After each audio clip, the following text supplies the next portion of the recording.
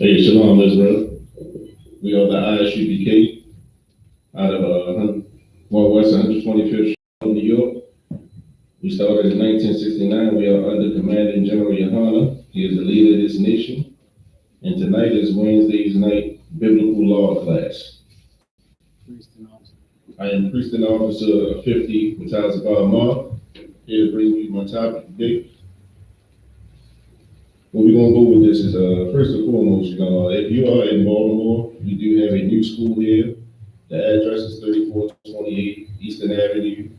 We have the old classes every day, well, 6 days a week, Monday through Friday from 7 p.m. to 9 p.m. We also hold class on Saturdays from 10 to 12. So if you get a chance, come on and check us out. Come break some bread with us, come drink with us, 3428 Eastern Avenue. All right, we're going to get into this law today. This is a very important topic for us as a nation. Law is something that's kind of like a stigma to us at this point, because the only law that we've known is the law of the oppressor. And we know that the law of the oppressor, it does just that. It oppresses us. Its laws set against us to keep us in poverty. Its laws set against us to destroy us. But the thing is, when we deal with the Most High law, the Most High he's got laws for us in which it's to bring us and give us life. The Most High laws literally gives us life. It's not a metaphor. It is something that is literal. You keep the laws of the Most High and you will live. You keep the laws, you can try to keep the law of Esau, and a lot of times you still end up dying. You got brothers out here who have licenses to carry. Everything is correct, everything's legal, paperwork is there, and they still die. That's because the law of the oppressor is not for us, it is for them. But the Most High, his law, just like the oppressor's law is for him and only him, the Most High law is for us. And it's to protect and build us up as a nation. So we're going to get into whether or not Christ did away with the law or not. So we're going to start off in Matthew chapter 5, verse 17. This is a heavy topic. Either one of you brothers first want to get it brief. This is like I said, this is a heavy topic because this is one of those topics where it's almost like we have to be retaught that following the law is something that's beneficial for us. Following the law is something that's good for us. Following the law is actually something that's going to take us out of this hell that we're in right now. Got that, read up. Matthew chapter 5, verse 17. Think not that I have come to destroy the law. Hold up. Think not. That means do not even think about it. That don't think that I've come to destroy the law. Don't even let that cross your mind. The things that I'm gonna say to you following what I the thing not. Let it not be controversial whether or not the law is supposed to be kept. This is what Christ is saying. Continue reading for me. Or the prophets. I am not come to destroy, but to fulfill. I am not come to destroy, but to fulfill. Now, this is Christ saying that I ain't come to destroy the law of the prophets. I came to fulfill it. Meaning like I've come to expand on this, on this law that we received in the Old Testament. Back in the day, the Sadducees and the Pharisees, they were the religious leaders of the time. Nowadays would be your Jamal Bryant, your Creflo Dollars, your T.D. Jakes, your women pastors, these type of people, and the thing is, the one common thing, or the one common thread that you hear amongst them all is that the law is done away with. This is the common thing, especially in the Christian church. This is why we catch so much, flack and stuff like that, is because we tell people like, the law is something we should be keeping. But these Christian pastors out here, they're telling our people that you do not have to keep the law. It's done away with. You're saved. You have no need. You can't keep the law. You can't be perfect. And we're gonna get into the scriptures today and show you exactly what the Most High says concerning the law. You know, they actually taught the Sadducees and Pharisees. I'm talking about. They actually taught that Christ said we didn't have to keep the law, so they can discredit him. They wanted to discredit him because they wanted to kill him. Why did they want to kill Christ? Like, a lot of people think that back in the day, biblical times, it was so much different from the way it is now. It's actually the same. You had Christ going out here, and he's speaking his Father's words. Christ speaking his Father's words, it was a threat. He threatened the Sadducees and the Pharisees in their position in Esau's kingdom. These Sadducees and Pharisees, one thing, they were working for the white man. And while they were working for the white man, you got this brother, he's bringing this truth out. He's threatening their very existence. So they wanted to discredit him because they also wanted to kill him. Forbid that he tells the truth and people wake up to the truth. And we wipe this Christianity off us, and we wipe this deception off of us, and we wipe these cultures. And when I say cultures, I'm talking about Esau's culture. We're talking about Ishmael, and Esau being the white man, Ishmael being the Arab, but that's the two biggest things that our people engage in, Christianity and Islam. We got these Egyptologists now, they're not out, and these Africans, a lot of our people are partaking in those cults. Those are what you call real cults. They can call us a cult all they want to. We got a slogan, we are the cult leader. But the thing is, they are real cults because the things that's being taught in these organizations have nothing to do with the Most High. They're all serving a man. And that's what these Sadducees and Pharisees were doing. Just like your T.D. Jakes and your Jamal Bryants and every Christian pastor out here, every Catholic pastor out here, they do the same exact thing. They don't serve the Most High. They serve man, and they serve flesh. That's what they do. And Christ coming and bringing this truth, to our people. This is the reason why these Sadducees and Pharisees, they wanted to discredit him so they could kill him. Continue reading from verse 18. For verily I say unto you, till heaven and earth pass, not one jot or one tittle shall in no wise pass from the law till all be fulfilled. For verily I say unto you, verily means surely or truthfully.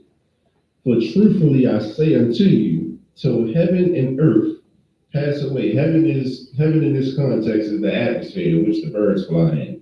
And until that pass away, and then when the earth passes away, the earth is that ground beneath your feet.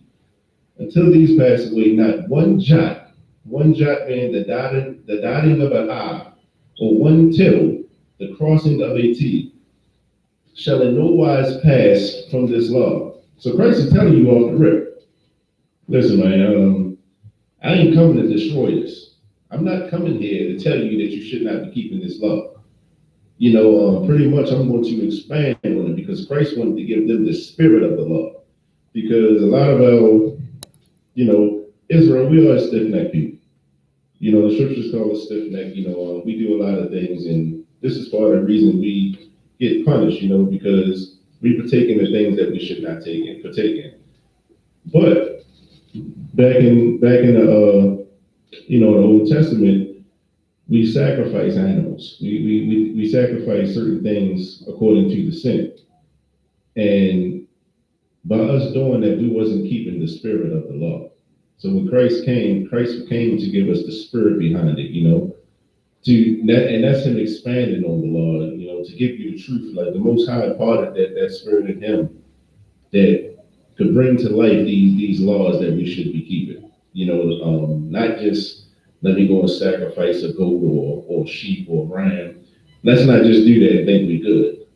How about we fight that in our mind? How about we not think to hurt our brother at all?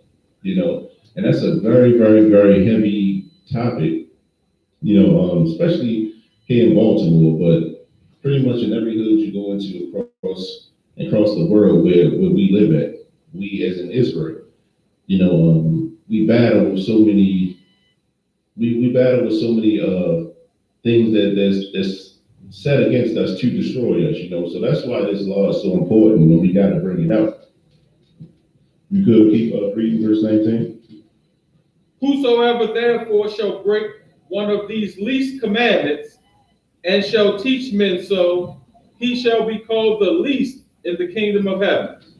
Whosoever shall break one of the least commandments, and shall teach men so, he shall be called the least in the kingdom of heaven. If you was to bring that, you know, to fruition today, whosoever shall break one of the least of the commandments, one of the least commandments?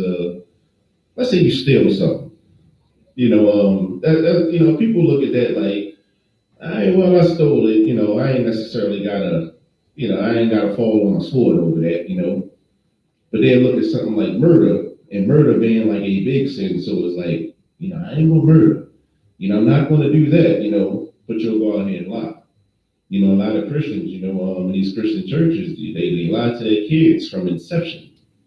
You know, they got them believing in Easter bunnies, they got them believing in Santa Claus, and, you know, celebrating all these wicked holidays, you know, and they literally lie to their children and then pray to the Most High. You know, like, it's one of those things where it's so far, it's baffling almost, you know.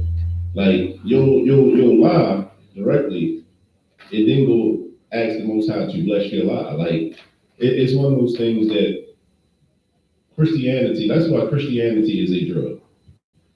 You know, Christianity is witchcraft, it seduces you. You know, because the things, like when you actually sit there and you think about, you know, the things that you're really doing, and someone breaks it down to them, it's so far-fetched that it's like, you can't believe it yourself. But this is why the Most High has sent Commander General Yohanna, you know, and he's raised up so many, you know, priests and prophets, you know, to come and teach this truth, you know, to our people and bring our people back from the hell we live in. But whosoever shall break one of these commandments and shall teach men so. So it's not only that you break these laws, you actually teach other men to do them as well. You know, the Christian church is going to tell you that the laws are done away with, you know, that you can eat pork, shrimp, crab, and lobster. You know, if you're, you know, especially, you know, when it's dealing with, you know, a marriage, they'll tell that woman, you know, if your man, if he home and he ain't taking care of his responsibilities and he ain't paying all the bills, you know, leave him. This is promoted. This is one of those things in the Christian church that is one of, people look at it like it's nothing, but it destroys the fabric of who we are as a people. Because it takes accountability away, it takes credibility away, and it destroys the confidence that we have in each other, you know? Because truly, people know that they're being lied to. You know, and that's why when we bring the word out to people, people can't receive it from us. Not because of what we're saying is false or what we're saying is not true. It's because when you've been lied to all your life, and then you hear the truth, you got to face the fact that, hey, grandma lied to me. Right. My pastor actually lied to me. So for 30, 40, 50 years, here it is, I'm thinking that I'm serving the Most High, and I think that I love the Lord, you know, and I feel like, and I finally learned for once in my life that everything that I thought was a complete lie. Where do you go from that point? You know, your whole existence at this very moment has been built on a lie. Where do you go from there? So that's why a lot of people, it's hard to deal with the truth, you know, but a lot of people know that they're not being taught properly in these Christian churches. You know, and this is what these scriptures is bringing out. Continue on that scripture, please. But whosoever shall do and teach them, the same shall be called great in the kingdom of heaven. But whosoever shall do and teach them, the same shall be called great in the kingdom of heaven. Here in the I.S.U.P.K, this is what we do. We teach men to keep the commandments, we teach men to be men, and we teach men to love and serve the Most High. You know, and it's nothing light. This is not a light duty. You know, we battle just like any other brother, you know. But the thing is knowing what you're battling for.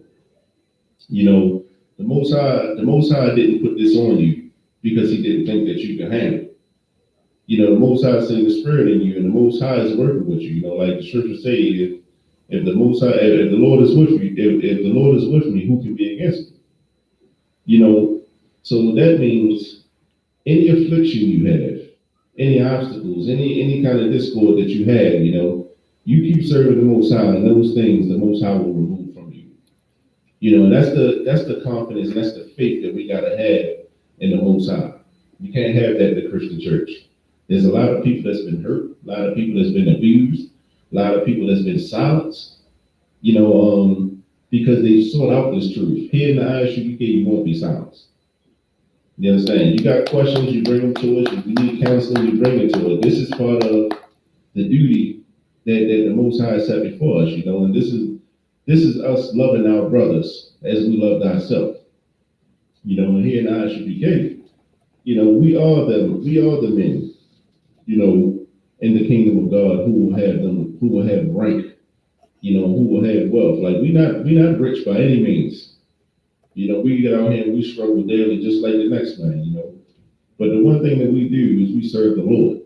You know, we serve the Lord full-fledged, but you know, we do battle. We battle just like anyone else. But the thing is like we got brotherhood in here.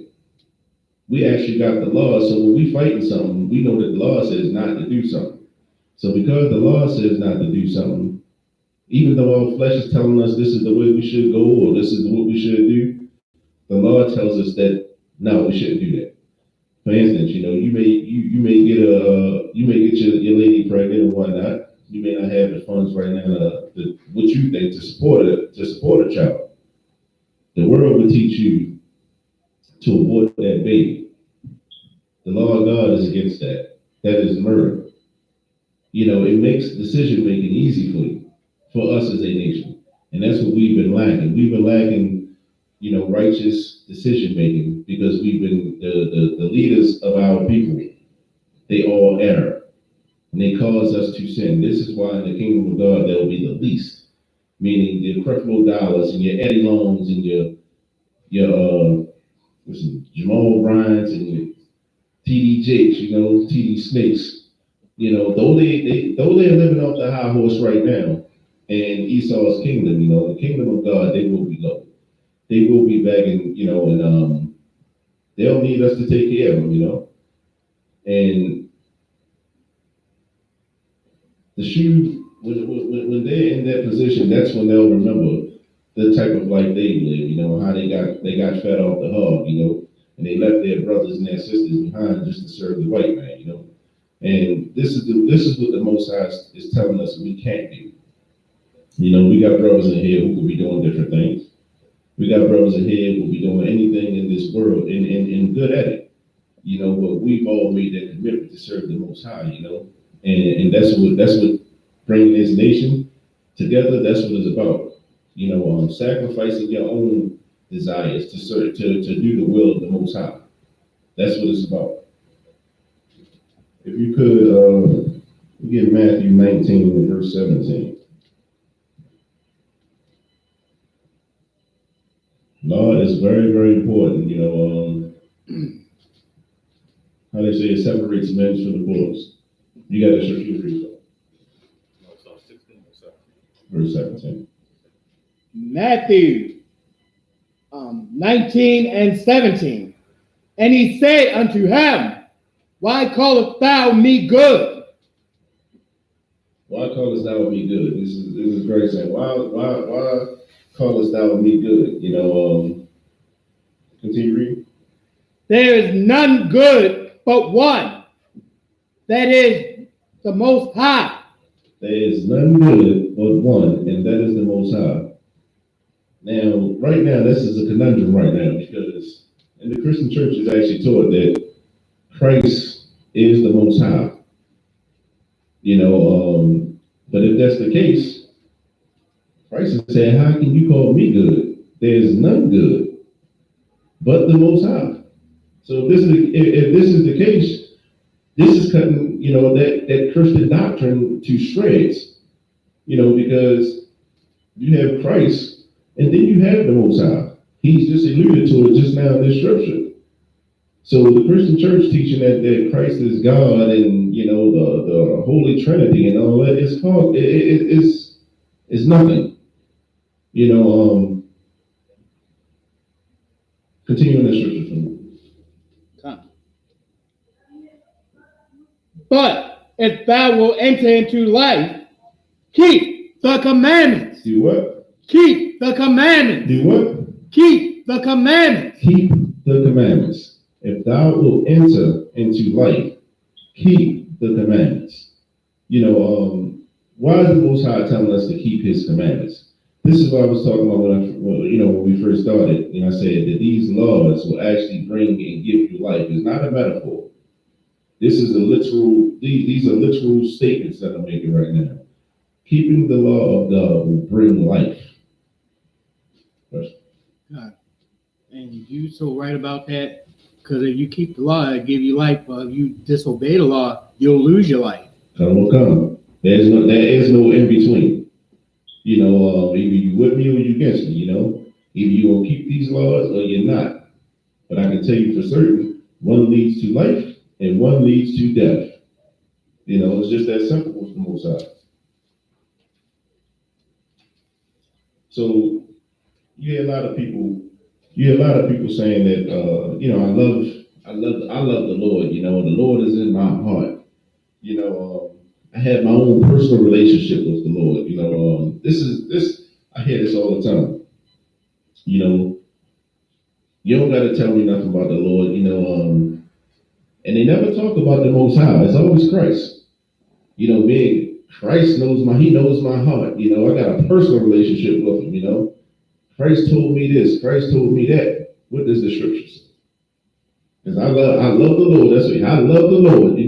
We're gonna find out if you love the Lord or not. Of course. And the generals always bring this out at the scripture that totally cuss them. Salaki, if I may. Yeah, they say the Lord knows my heart, God knows my heart. But Jeremiah 17:9 cuss them that say your heart, which is deceitful above all things, is above all things wicked. Who can know it? Your heart deceives you. No, God, your heart deceives you. This is the same heart that everyone is confessing their love to the Most High with. So everyone confesses their love to the Most High. But what does the Most High say? What does the Most High say? How does He want to be loved? How does the Most High know that you love Him? We're going to get into these scriptures, man. But can I get 1 John 2, verse 3?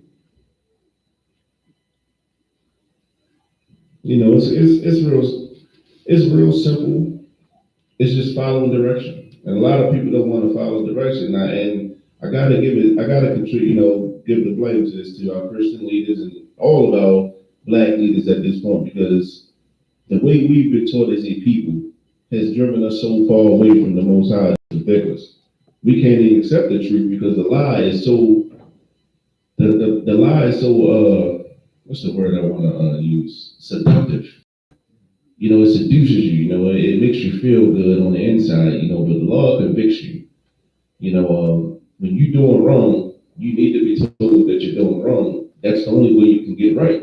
You can't be allowed to just keep doing wrong. No one says nothing to you. You think that you're going to be on, good terms with the Most High. It don't work like that. Get that scripture from me. 1 John chapter 2, verse 3. And hereby we do know that we know Him. And hereby we do know that we know Him. Hereby means this is how. And this is how we do know that we know Him. Keep on. If we keep His commandments. If we keep His commandments. And for all the Christians that's tuning in right now, this is the New Testament. This is the New Testament in which the quote-unquote law was done away with. It is telling us, and hereby we do know that we know Him if we keep His commandments. So that if the law is done away with, why are we keeping commandments? Like, do you see the disparity here? Like, that, they contradicts each other. You can't be being told to keep the commandments and then the law itself, holds no weight at this time. They don't work like that. Keep on verse 4 for me.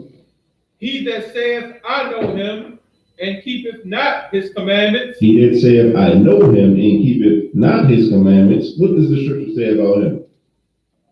He is a liar. He is a liar. Keep on. And the truth is not in him. And the truth is not in him.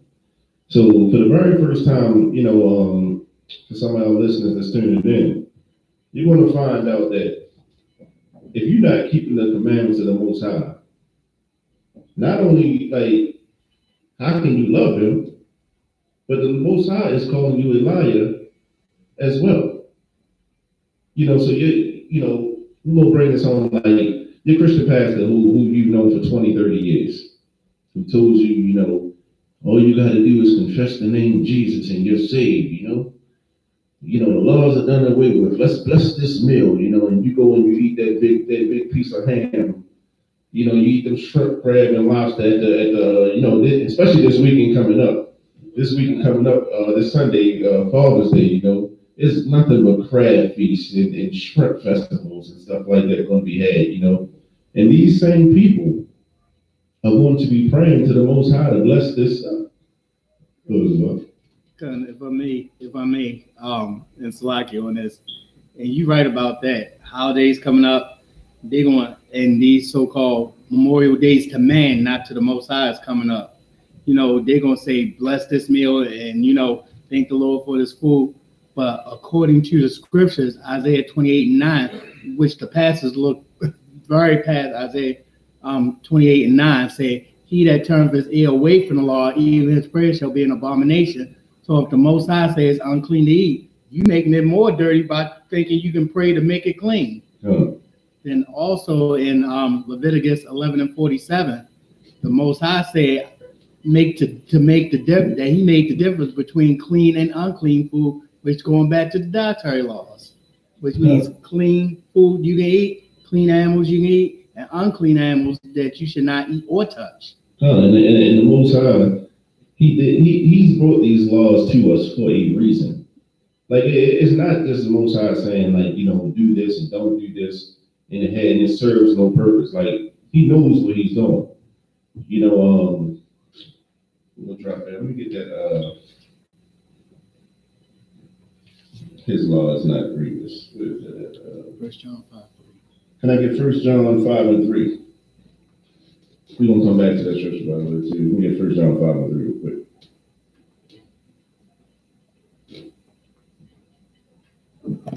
It's amazing, despite the fact that, you got other nations of people that's doing all manner of wickedness, we're the leader in all the negative statistics, when it comes to high blood pressure, when it comes to diabetes, when it comes to AIDS, when it comes to all these numbers, we're the ones who are being plagued by it. That's because we are the sons and daughters of the Most High, The law was given to us to keep. So just like any father, if you have a son or you have a daughter, you're going to give them rules that they got to live by. You're going to give them a moral compass that they gotta conduct themselves by. So when they go outside your house, friends are doing certain things, you ain't punish that friend because you didn't give them that law. But when your son or your daughter do those things, you gave it to them. You know that they know right from wrong. So that's why you punish your children, because you taught them and you gave them the law. We're going to get this in the scripture. Can I get 1 John 5:3? 1 John 5:3. For this is the love of the Most High, that we keep his commandments. But this is the love of the Most High. This is how we know that we love the Most High, by keeping his commandments. Now, a lot of people can say, I love God. God is in my heart. But if you ain't keeping these commandments, how can you? These commandments, they teach you how to love God. And if you're not doing them, there's no way possible you can actually consider yourself a person who loves the Most High. Keep going, folks. And his commandments are not grievous. And his commandments are not grievous. Grievous means very severe and or serious. His commandments are not grievous. or hard to do. Like, it's not hard not to eat shrimp. You just don't put it in your mouth. It's not hard not to eat crab, just don't buy it. But what is grievous is eating those things. What is grievous is eating pork, shrimp, crab, and lobster and dying from high blood pressure and dying for diabetes and having to get your legs and arms cut off, and amputated. These are grievous things. These are direct causes of not following the law of the Most High. Here it is. I speak for myself. I'm a big guy, man. Always been a big guy. Having 8 books from crab and lobster. Trying to, keeping the laws of the Most High. I don't have high blood pressure. Not saying that every brother is different. But I can attribute that to the Most High in keeping His laws. Diabetes. Good night for us being a homosexual. Black people in our nation in general, we're leading the nations in HIV and AIDS. This is grievous. So the white man is saying that these things are delicacies, the pork, shrimp, crab, and lobster. Like, this is where the disparity comes in. Everything that the white man considers good and delicate and something that we should be doing, we're dying at rapid numbers from it. Because this is grievous. We're dying in rapid numbers from HIV and AIDS and all manners of STDs and, gout and all that kind of stuff. These things are plaguing us. The Lord is telling us not to partake in these things because His law is not grievous. It's not hard to do. You just got to have a heart and a desire to follow the Most High. And this is why the Christian pastors are going to, they have to repent. They truly have to repent, or the Most High will deal with them. He's already dealing with them, because our people are not doing this just because they want to do it. Our people are doing this because this is what's being taught to our people. This is what's being pushed, and this is what's being, pretty much turned into a normal thing. Like, right now, it's not normal to be a straight man in America. Like, they call it toxic masculinity. Like, masculinity is toxic right now. You see what I'm saying? Like, I've never thought that I would, hear masculinity being toxic and something that's looked down upon, Where right now, I think this is Pride Month. Like, this is actually Pride Month. And this is the things that's being promoted. So it's not, our sons are being taught, it's bad for you to be masculine, and it's toxic. But to be homosexual is something that you'll get rewarded for. It's something that you'll get loved for. Be a homosexual, but they don't see the other end where our people on their deathbeds in these hospitals dying from AIDS. They don't see, our people, who are leaving kids and family members behind because they're dying because they're not following the law, statutes, and commandments of the Most High. And contrary to everyone's belief, you follow and listen to someone. A lot of people think that you're doing things in your own accord. You don't want to listen to no man. You don't want to listen to nothing. I don't care who you are. You listen to someone. You want to be a hardhead. You don't want to listen to you don't want to listen to the men of the Lord. You get locked up. You get jammed up. That ward going to tell you everything you better do. He's going to tell you when to piss. He's going to tell you when to sleep. He's going to tell you when to do whatever he wants you to do. You see what I'm saying? You're out of prison. The white man is going to tell you what you can and can't do. You are going to listen to somebody whether you like it or not. But let's get back to 1 John, verse 2 and 4.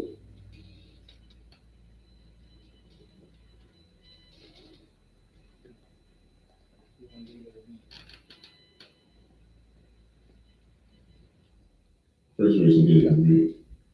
1 John 2 and 4. He that saith, I know him, and keepeth not his commandments, is a liar. Is a liar. Keep going. And the truth is not in him. And the truth is not in him. Like everything that's coming out of his mouth, you gotta take it, you gotta pretty much say like he's lying to you. I mean, this is what the scriptures are telling you. You don't have to keep the law of God. You don't gotta keep these commandments, You hear a man tell you that everything that proceeds out of his mouth after that is a lie. And this ain't me saying it, this is the Lord telling you this. Keep going. Verse 4. Verse 5. 1 John 2 and 5. But whoso keepeth his word, in him verily is the love of God perfected. But whoso keepeth his word, in him verily, in him truly is the love of God perfected. Like that man who keeps the commandments, that man who seeks to do the things of the Most High, even though he's battling. In him, the love of God is perfected.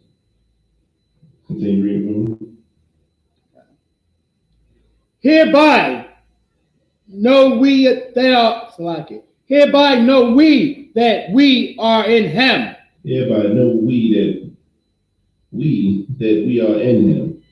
Meaning, like, you keep these laws, statutes, and commandments of the Most High. Just know the Most High is with you. It's a simple concept, though it's hard. But that's why we got to come out of these churches. This is why we got to come out of Christianity. This is why every brother and sister that's online watching this video, you need to be at 3428 Eastern Avenue. If you're in Baltimore, if you're in any other city, make sure you contact the the captain or the officer, that's running your city, but everyone needs to be in these classes that the I.S.U.P.K had. Right now, we seeing what's going on in the earth. We seeing how Issachar brothers, who are the Mexicans, we see how they're being tortured on these borders. It's time for us to keep the law and come together. But the scriptures say when we return to the Most High will return to us, and every enemy, our enemies shall become his enemies, I don't know about nobody else, but I'm tired of being an enemy of the Most High. I'm tired of seeing my people die. I'm tired of seeing my people, afflicted. I'm tired of seeing my people with ruins, every day, all your entire existence is a struggle. Like, I'm tired of living like that. I'm tired of seeing, brother kill brother, sister kill sister, sister kill baby, brother kill baby. I'm tired of seeing that. You see what I'm saying? We got to put the blame where the blame belongs, and that is our enemies. Our enemies have brainwashed us, and this is why we're looking at each other, we're viewing each other, we're dealing with each other according to the lens in which our enemy deals with us. And that's why I always say that one of the biggest things with, was integration. Like, before integration, we actually loved each other. We actually came together. We actually did things that we were supposed to do for each other. I hear of all the stories. I didn't grow up in them times, of course, but I've heard all the stories. I've talked to my grandmother and grandfather and, older cats in the neighborhood, And the thing is, like, we loved each other at one point in time. And it's so far-fetched right now because ever since integration, all that we see, the way we see each other is the same way that the white man sees us. If you're in Baltimore, Pennsylvania, North Avenue. How it gets up there. It's live all the way. It's always live up there. There's always something going on in Pennsylvania, North Avenue. If you're not from there, you better tread lightly. You just better ride through and get out of there. Because when we deal with each other, it's like it's war, straight up. You ain't from here. We're gonna get with you. But I'll see an Asian with his hands behind his back, walking so freely in the midst of us, knowing that no one's going to touch him, knowing that no one's going to bother him or mistreat him. And that's because, we call them mom and pops. We go into these Asian stores and they sell us rat, dog, cat, every food and every animal that we ain't supposed to eat, these Moabites and Ammonites are selling us for us to eat. And that's the Chinese and Japanese, by the way. They're selling us everything under the sun that we're not supposed to eat. They're contributing to our downfall. Because one thing that we know that we don't know, that they do know, is if we follow and obey our power, which is the Most High, Yahweh in Hebrew, if we follow him and keep his commandments, and he's for us again, and he turn on them, they know they will die. They know they're going to get punished for all the iniquities and for all the things they've done against us. They know this. They know who we are. We don't. So what they do is they allow us to sin. You know, they pretty much promote it. That's why they promote the homosexuality. That's why when you go into any Asian, I don't care what Asian restaurant or diner you go into, if it's Asian, you're eating something unclean. I don't care where you go. I don't care how high end it is. PF Chains, you know. What's the other one? Double Dragon. Any of them. I don't go to none of them, but you go to any of them, just know that they're feeding you unclean meats. They're feeding you unclean animals. They're causing you or causing us to break the law.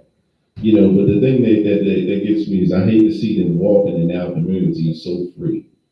You know, and I'm not telling anybody that they should put their hands on any Asian, any white man, anything like that. But what I am saying is we got to come together in righteousness. We got to come together and serve the Lord and keep his commandments and his law statutes. Right. You know, we got to come together under that umbrella. And when we come together under that umbrella, the Most High will take vengeance for us. Right. And this is what we got to do. We got to come back and keep these law, statutes, and commandments. We done tried everything else. Like, for how long have we been in the Christian church? How long have we been in the Muslim mosque? Like, how long have we done these things? And it's like we keep ending up with the same results. And by definition, that is insanity. You know, my whole thing is it's not working for us. So let's come together and serve the Lord and see what the Lord, let's hold the Lord to his word, because we know that he's not going to lie. He said, you turn to me and your enemy shall become my enemies. Let's hold him to it. Let's come back and serve the Most High and see what he does to these other nations. We are not to lift a finger to these other nations, only in defense of ourselves. You know, but we're not to go out and attack them or nothing. What we have to do is we have to get in these classes. The I.S.U.P.K. under Commander General Yohanna is where everyone in the Christian church and these fake Israelite groups, this is where you need to come out of that and come into here. You know, this is where men are built. This is where women are built. This is where the truth resides. This is where we got to come to. So we're gonna get some more in the scripture. We're gonna go to Romans 6:1. First one again to read from Brother Bishop.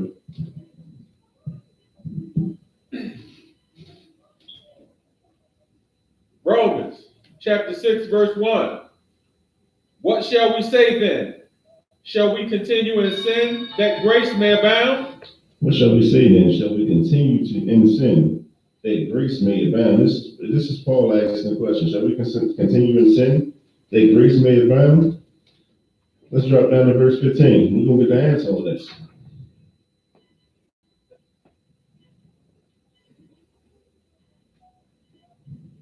Read. What then?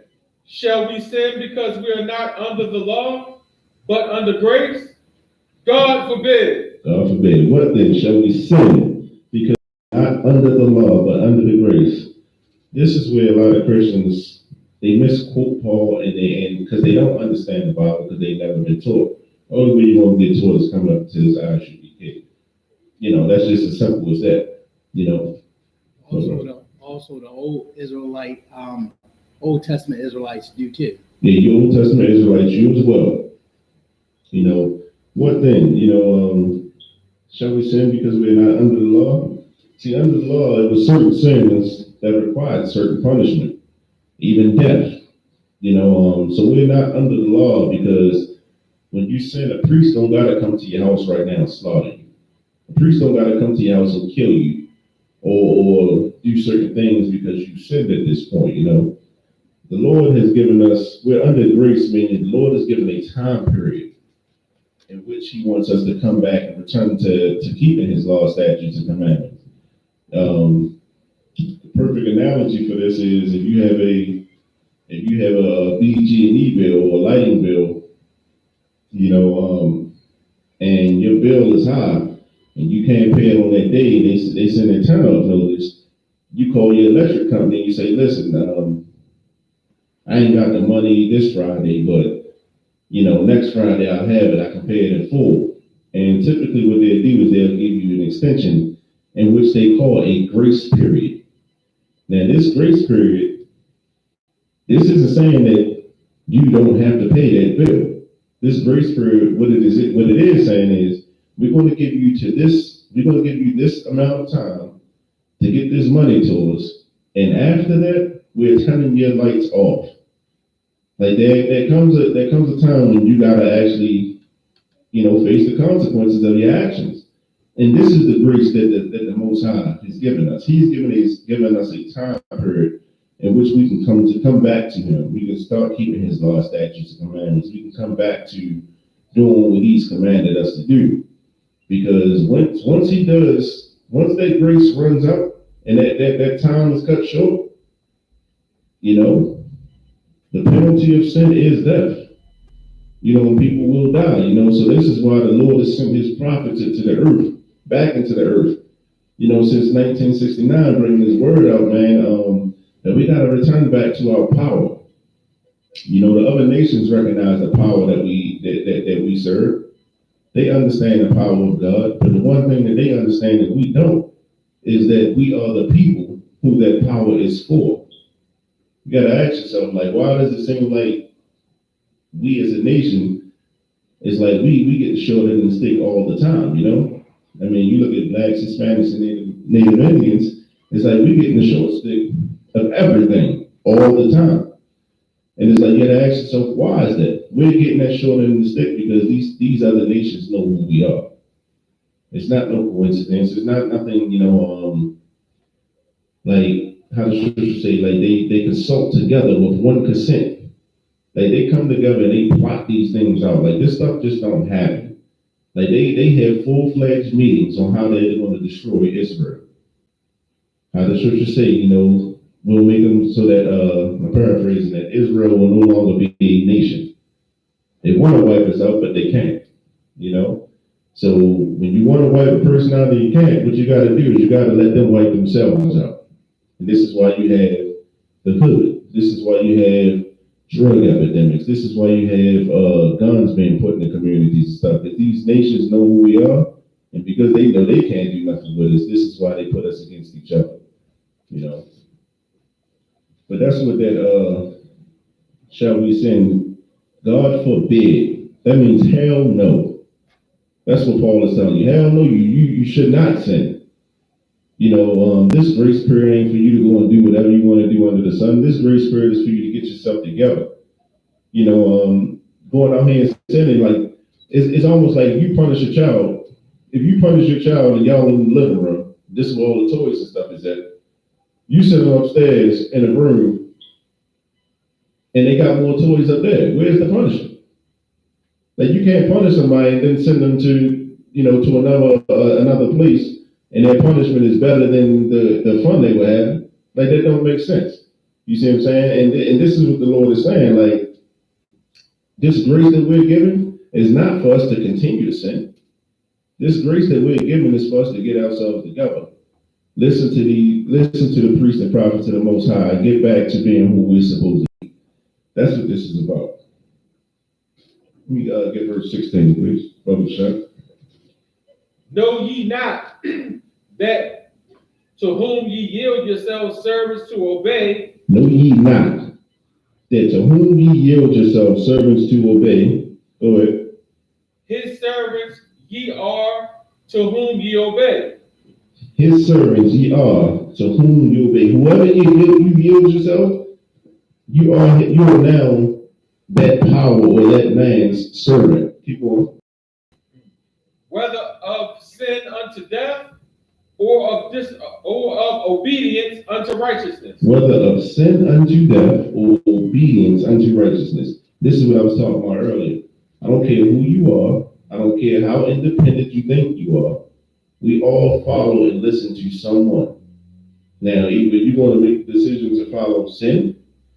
Now, this sin saying that you can eat shrimp, crab, pork, and lobster, you can be a homosexual. This sin saying that you can hate your brother without a cause. This sin saying, forget these Negroes, I don't deal with Negroes, like, you can either be a slave to that, or you can be a slave of dealing with obedience unto righteousness, meaning you keep these laws, statutes, and commandments. Because you're going to be a servant to something. All you independent people out here who think that you doing everything on your own free will, and you do what you want when you want, you're lying to yourself. And this is a product of the Christian church, because every Christian thinks that they have their own individual relationship with the Most High. They can do whatever they want to do under the sun, and the Most High is cool with that. Goodbye. And, I got something, Matthew 6:24. Salaki, if I may. And that was a great point that you was making about the Christian church too. Either you're going to do for the Most High or you're not. Mm-hmm. And the scriptures say this in Matthew 6:24.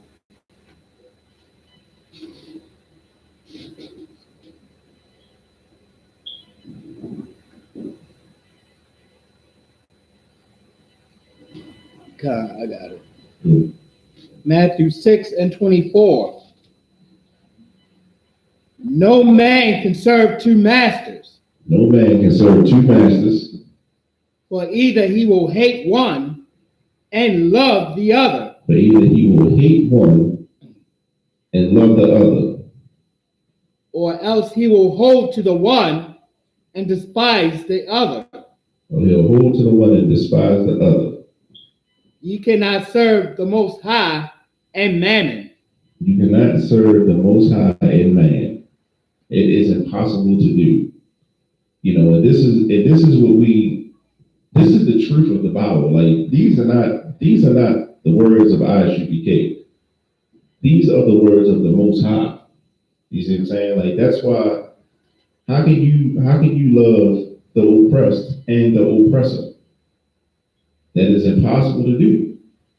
How can you love every single man? But how can you do that? How can you love the Most High and keep his commandments, but yet you love the man who goes against him? This is what the scriptures are bringing out. And this is also what the Christian church and these pastors teach us to do. They teach us we reverence men. That pastor come out and say absolutely nothing. He does nothing for his people, but take their money, rob, steal, kill, sleep with every woman and man in the church. That's what he do. And it's like, we consider him righteous because he wears a suit and tie. But when it comes to the Most High and the words of the Most High, no one wants to deal with the fact that the Most High will kill you. The Most High is a man of war. It ain't no, like, where you think some of these street laws come from? You with us or you forget it, or you against us? This is the Most High. You're going to serve me or you're not. But you will suffer the consequences of it. But the mercy that the Most High, that he shows, and the grace that he gives us, ain't the grace that the Christian church is telling you, the grace that every sin that you do under the sun is forgiven. That's not the grace he's given us. The grace that he's given us is to say, listen, you messed up. I'm going to give you a time period to get yourself together. You better do it. You better get yourself together, or there is a penalty to pay, because you will die. But the Christian church teaches us the very opposite of that. And that's because you can't love two masters. You can't love Esau and the Most High at the same time. His entire agenda is against the Most High. So how can you love him and then say that you love the Most High? Because we read earlier in the scripture that you got to keep his commandments to love him. The white man, and the African, Barack Obama, they say homosexuality is a free choice. They say abortion is free choice. The Most High said you're not to do it. You're not to partake in it. So who are you going to listen to? You going to listen to Mammon? Or you going to listen to the Most High? That's why the leaders of our people, they err. I think it's Isaiah 56:10, where it calls them dumb doves. They can't even bark. They greedy. A lot of these people, they know that they're leading us into sin. They know that they're leading us into death. But you would think as a leader, when you see something great happen to the people that's following you, you protect them. No, not our black leaders at this time.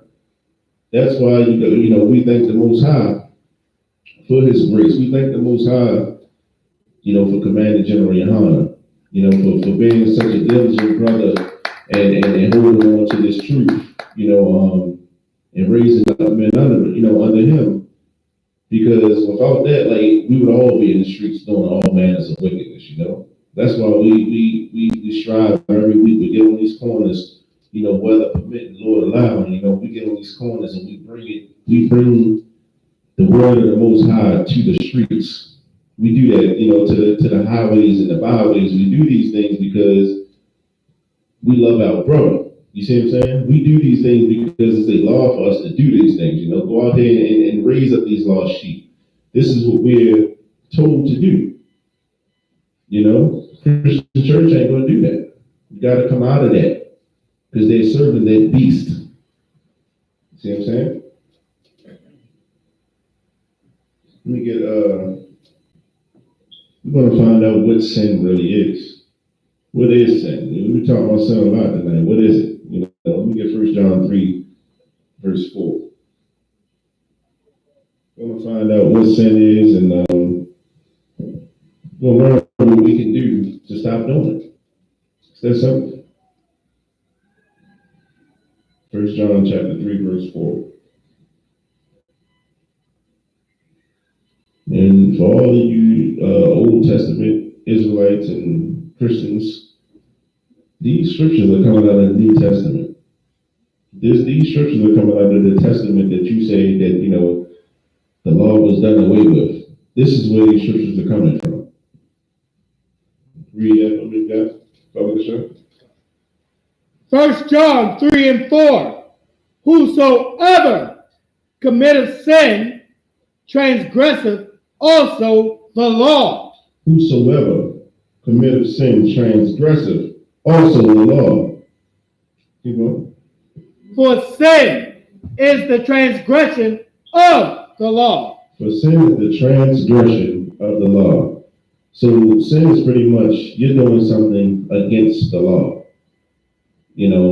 This has been the whole thing. This is why we have this class to teach our people the importance of keeping the law. Because it's been such a conundrum in our community because the law has been used against us. A lot of the laws that we've had to follow, under Esau's kingdom, has been to oppress and diminish who we are.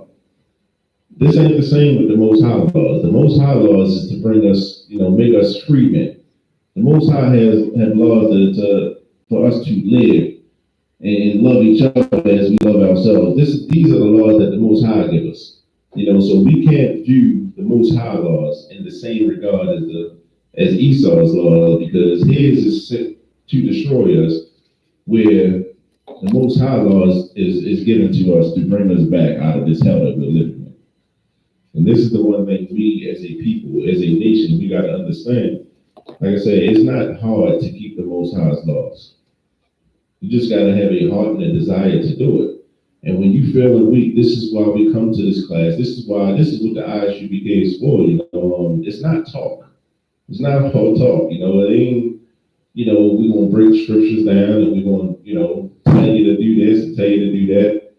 no, this is the real deal right here. You know, if you got issues, you know, you've been abused, you need counseling, this is the place to come. You know, which one? What? You know, this is it's one of those things where a lot of people don't know. You know, a lot of listeners may not know, but you know, we have prison programs, we have GED programs, like we do it all for our people. You know, but you got to come in here. Like I said, if you're in the Baltimore area, man, 3428 Eastern Avenue is where you want to be at, man. Like, you want to begin to learn how to, first of all, in order to love God, you got to keep His commandments. You read that earlier in the scripture. But the thing is, we know we're going to have questions because we've been taught wrong our entire life. You know, we got people who are 30, 40, 50 just hearing this for the first time. So that's a lot of information that you got to kind of like, you got to disregard and realize that, hey man, like, I've been lied to all my life, and you got to face that. But here is where you're going to find the brotherhood. You're going to find, you know, men that's ready to help you with this, to help you with this walk. That's why I.S.U.P.K is the truth.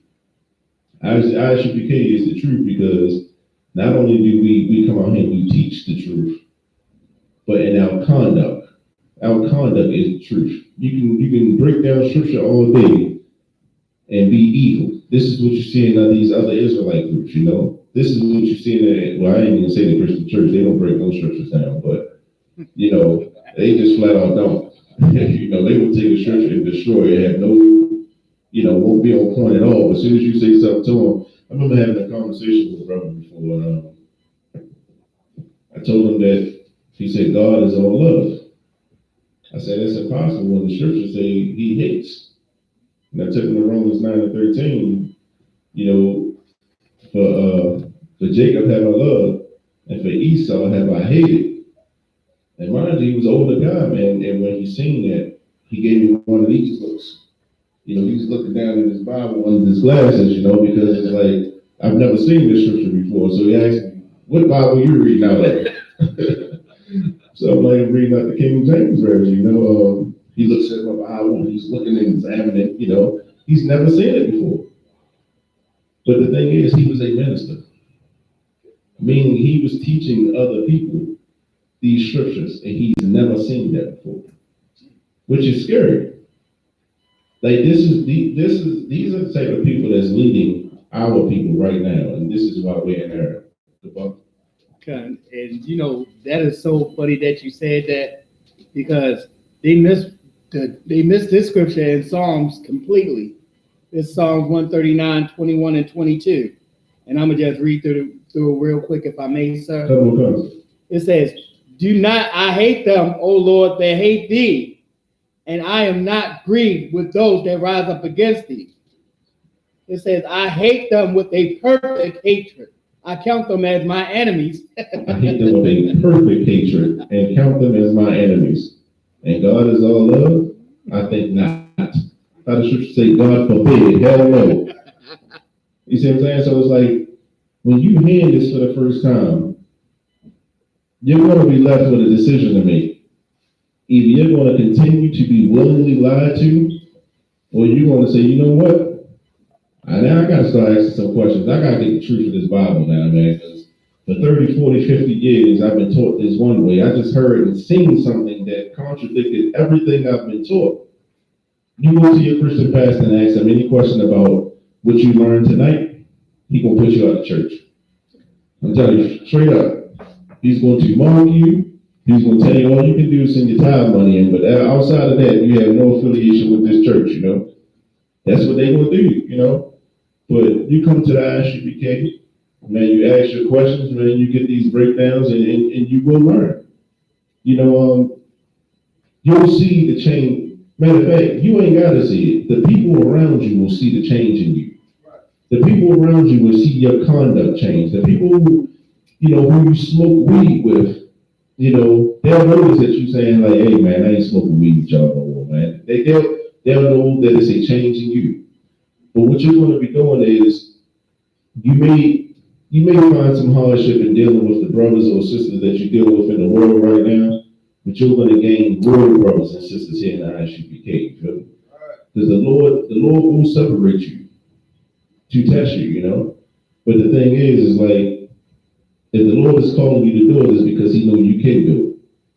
You know, make that decision, man. Come on up into this truth, man. If you're not here in Baltimore and you're watching this, you know, get in contact with your nearest school, you know. If you're in Baltimore, man, we have a physical school where you can be here.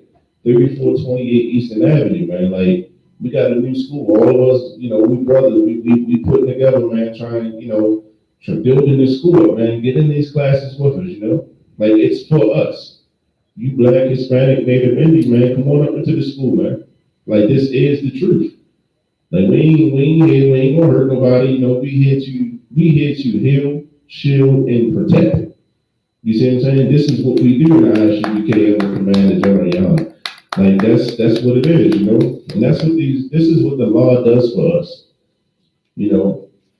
And I wanted to touch on, like, and I'm speaking directly to Baltimore because this is where we at, you know. But I know this goes on in every city, you know, that has us in it, you know. But you look at the crime that we do to one another, and it's ridiculous. Like, the things that we're doing to each other, man, is outrageous, and it's for no reason. You go into the prisons right now, and you're gonna see brothers on life sentences, and you ask them what they, you know, what you was beefing with that brother for, man? I can't even tell you. Like, all they can say, man, I was young, man. Like, I was misguided. That's what you're gonna hear. Like, people don't know what they beefing for, and then if they do know, it's like it's so small that it's like, yeah, you gonna do a life sentence over something like this? You gonna do a life sentence over $5? You gonna do a life sentence if somebody stepped on your shoes? Like, are you really willing to give your life away for that? You know, but thankfully to the Most High, He's left us laws to how we deal with each other when we offend each other. If I could, let me get Matthew 18 and 15. And when I say these are laws, these are not things that, you know, you do if you want to. These are things that you're commanded to do. These are things that you do regardless of what. These are things that you do, and the Lord requires it of you. You know, Matthew 18, 15, we're going to see how we deal with a brother that we have an issue with, or a brother who offends us. You know, this is very important. Not just here in Baltimore, but in all the areas where Blacks, Hispanics, and Native Americans live, you know.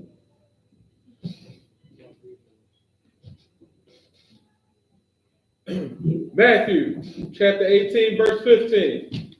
Moreover, if thy brother shall trespass against thee, go and tell him his fault between thee and him alone. If thy brother trespass against thee, go and tell him his fault between thee and him alone. You'll be surprised how many murders, how many beatings, how many stabbings, how many shootings could have been avoided with a simple conversation. Like, this is the Lord giving us the law of how we should deal with each other. You know, you got brothers who they argue over something so stupid, and both of them know it's stupid. But it's like, man, the pride that we have with each other is like, man, I ain't going to yo did this, you feel me? Like, I ain't trying to hear that. Like, that's how we get down with each other, you know. And next thing you know, it's on sight. You feel me? So you see this brother, you feel like, man, he ready to get me, so I gotta get him before he get me. Now the Lord say, don't do that. Like, the Lord telling us, don't do that, man. If your brother offends you, you go with your brother, man. Like, that's what men do. Hey, you know, Salaki, man. Hey, you know, my bad. Like, yo, let me holler at you for a second. You know, pull him to the side. You ain't gotta do it. You know, the Lord's telling you, don't do it in front of other people. Like, don't have an audience when you do it and try to force something out of somebody and try, treat them like a sucker or nothing like that, man. Put them to the side, tell them like, yo, you did this to me, you feel me? I'm telling you, I felt this kind of way, you feel me? Like 9 times out of 10, dude, man, I didn't know you felt that way. My bad, I ain't mean to carry it like that. And you do that, man, you like what the scripture said. Let me keep reading a little bit more from me. Moreover, if thy brother shall trespass against thee, go and tell him his fault between thee and him alone. If he shall hear thee, thou hast gained thy brother. If he shall hear thee, thou hast gained a brother. Like, going to a brother who offends you and speaking on whatever trespass that has happened between y'all, that's showing a lot of courage first and foremost, because a lot of people ain't got the strength to go to a brother. You feel me? Like, a lot of people ain't got that humility to say, you know what, you offended me. You see what I'm saying? But you go to that brother. He hear you out and he say, you know what, my bad, man. You gained a brother.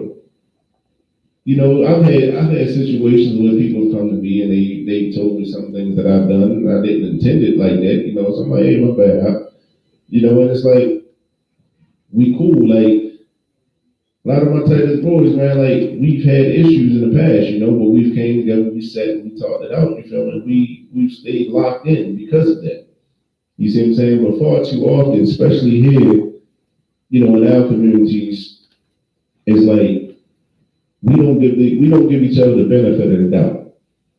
Like, we don't say, man, that brother ain't really mean that, but let me go holler at him anyway. We say, man, it's on sight the next time I see him. Surely come at me wrong and tell him about something. Like, that's the attitude we have with each other. But the thing is, I know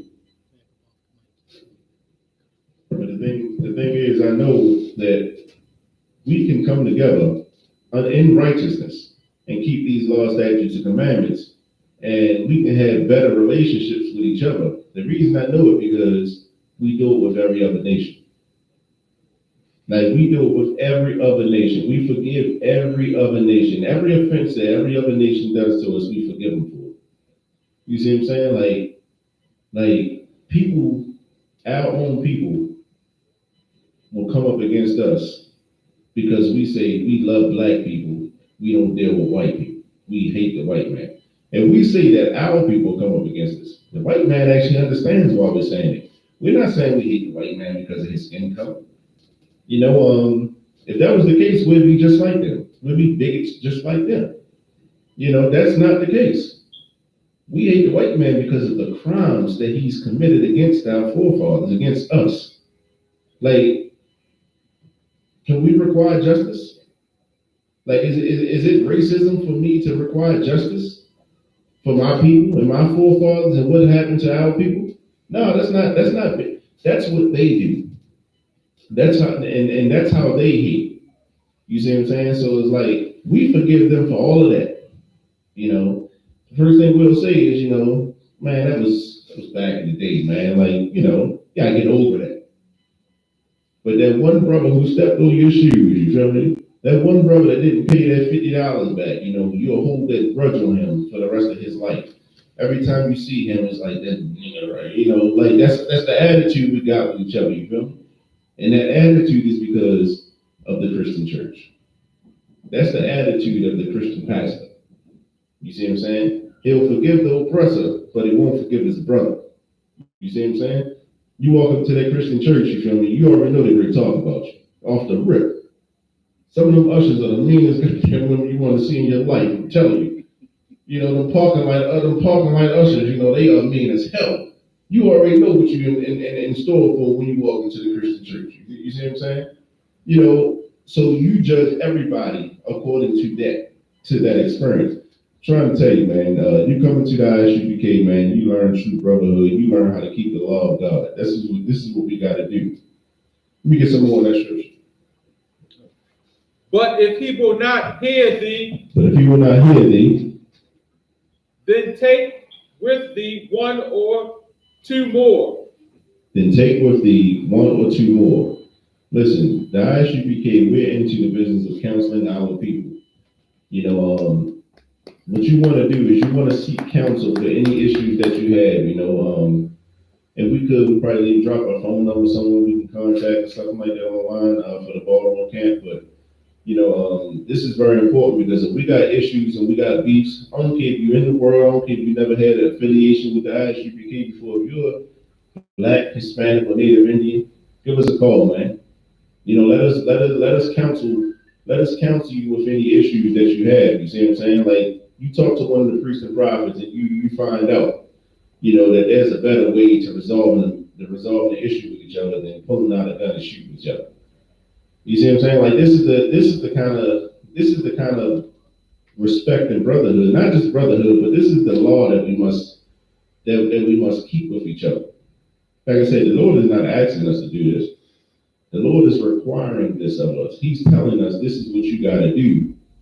You got to go to your brother, to him and him alone.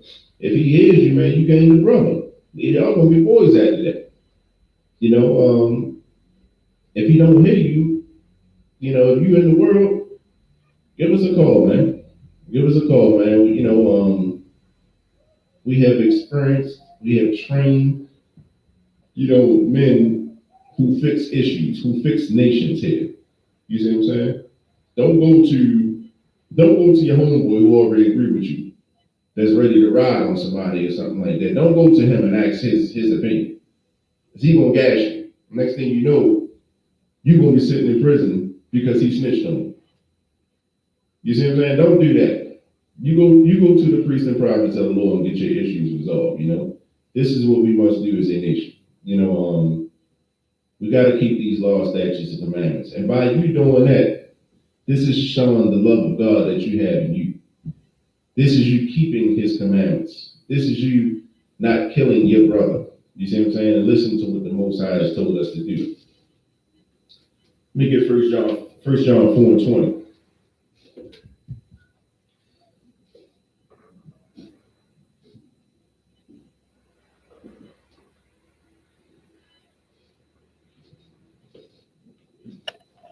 First person good to read. 1 John 4:20. 1 John chapter 4, verse 20. If a man say, I love God, and hateth his brother, he is a liar. He is a liar. If a man say that he love God and hate his brother, he is a liar. And you hear that so much. You hear people talk about their very own brother, and in the very next breath, they talk about how much they love God. Who does this sound like? Like online, you hear this, you know what this sounds like. It sounds just like the Christian church. It sounds like the Muslim mosque. It sounds like your local Egyptologist. It sounds like your local commission. You see what I'm saying? Who say they love that? Oh, I love God. I love the supreme being. I love this, that, and the third. And they hate their brother. You feel me? But they will love their white man. They will love Esau and forgive him for every piece of treachery he's committed against us. Every sin, every trap he's had for us, they'll forgive him for everything, but they'll hate their brother. You feel me? This is what we should not do. We should not do this. But for going further, how many times should we forgive a brother? Like, you see a lot of instances where you got a brother who it seems like he always doing something wrong. He always doing something to offend, and it's like, he apologized to you, you don't forgive him. But it's like, man, it comes to a point in time where it's like, yeah, I ain't forgiving you for this, man. I've been told you this 3 or 4 times already. You keep doing it, you feel me? Like, I feel like you're trying me, like you think I'm a sucker or something. Like, I'm gonna get with you next time you do it, you feel me? So the scripture say, let me get Matthew 18:21. I want to see what the Lord says about this. How does the Lord deal with this issue right here? Brother, keep doing crazy stuff, you feel me? Keep testing your gangster, so to speak. Keep trying you. You see what I'm saying? What you gonna do? You gonna forgive him?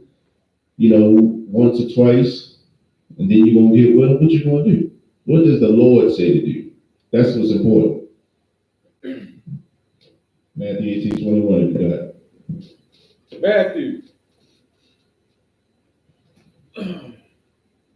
Matthew chapter 18, verse 21. Then came Peter to him and said, Lord, how oft shall my brother sin against me, and I forgive him? Till 7 times? How often shall my brother offend me, and I forgive him? Should I forgive him 7 times, and after that that 8 time is on. The 8 time I'm getting going. I don't care nobody tell me nothing. Once I start going, it ain't no stopping me. I'm telling you, it's a wrap. You see what I'm saying? Like, should we do that on the 8 time? Let's see what the Lord said. Verse 22. Yahweh saith unto him, I say not unto thee until 7 times, but until 70 times 7. He said, I said not unto thee, but 70 times 7. Now listen, I don't want nobody in there doing math in their head, you know, thinking like, all right, you know, I got 70 times 7, so what's that, you know, what's that, 490. Look, I know math, look. Like, I don't want nobody doing that, you know. All it means is you forgive that brother how many times, if he apologized to you 1,000 times, forget that brother. As much as possible. As many times as you can, you forgive that brother. You know, you don't hold nothing against him. You know, you got some brothers is like, they mess up, man. They keep doing these things, you keep forgiving them. You know, because the scripture also say the same measure and stick in which you judge, it will be held, it will be used against you. Now, you knowing that you're not perfect, you know that you got to go to the Most High and you got to repent. You know, you got to ask the Lord for forgiveness. What if the Lord used that same attitude that you have with your brother against you? Where would you be at? You know, and like this is one of the things that we always got to think about, because, you know, when you fall short, you know, you do go to the Most High and you say, you know, Most High, I messed up, you know, please forgive me, give me another chance, help me fight these demons that I got on me, whatnot. You feel me? You go to the Most High and you plead with the Most High to work with you. If that's the case, do the same thing with your brother. Do the same thing with that brother who keep offending you. Do the same thing with your brother who keep trespassing against you. You feel me? If he's asking for your forgiveness, give it to him. What is it gonna hurt you? You know, what is it pride? Is your pride gonna be hurt because you forgave a brother? No, put that pride aside, man. Put that pride aside when you're dealing with your brother. You see what I'm saying? Because this is how early on in the class I was saying how this law brings life and it gives life. This is exactly what I'm talking about. Because you keep the law of the Most High, this very law will tell you I should not kill my brother.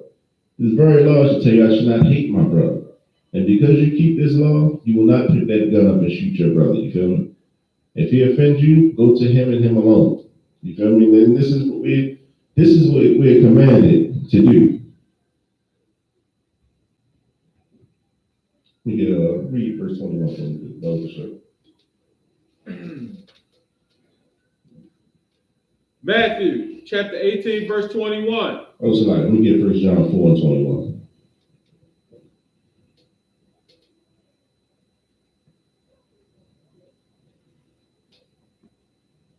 Keeping these laws, statutes, and commandments, man, makes you a very wise man.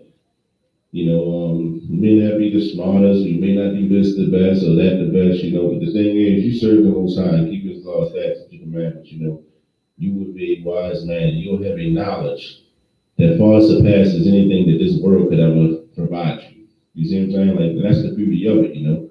It gives you life, it gives you wisdom, and most of all, it gives you the protection and not only the protection, but it gives you that oneness with the Most High, keeping these commandments. And this is the only place, listen, I'm going to tell you, I.S.U.P.K is the only place where you're going to learn and it's required of you to serve the Most High.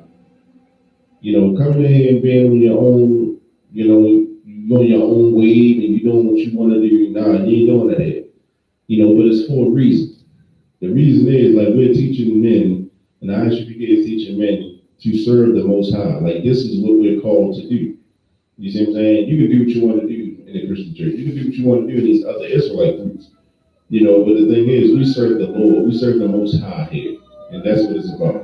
Got a scripture for it? 1 John chapter 4, verse 21. 7 verse 20. Right. 1 John chapter 4, verse 20. If a man say, I love God, and hateth his brother, he is a liar. For he that loveth not his brother whom he has seen, how can he love the Most High whom he has not seen?